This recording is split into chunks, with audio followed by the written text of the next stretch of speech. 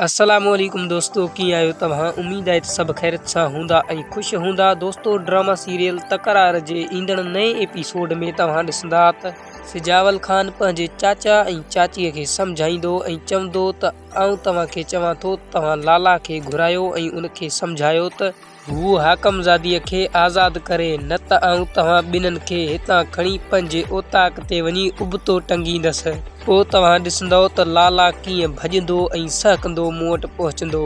नवाब ख़ान बहावल ख़ान खे पकड़ाइण ऐं जेल में बंदि कराइण लाइ पुलिस खे बहावल ख़ान जे घर मोकिलींदो, पर उते बहावल ख़ान न हूंदो ऐं पुलिस हथे ख़ाली वापसि मोटी ईंदो। मूसा नवाब ख़ान खे चए थो त तो मुंहिंजे भेण खे त माराए छॾियो आहे, पर हाणे आउं तुंहिंजे मथां हर तरह जो ज़ुल्म कंदसि। ऐं मूसा नवाब ख़ान खे चए थो त तुंहिंजे मथां आउं माल जो बि ज़ुल्म कंदसि, इज़त जो बि ज़ुल्म कंदसि, जीअं तोखे ख़बर पए त ॿियनि जे इज़त सां खेॾण जो कहिड़ो नतीजो हूंदो आहे। छा लाला हाकमज़ादीअ खे सिजावल ख़ान जे हवाले कंदो?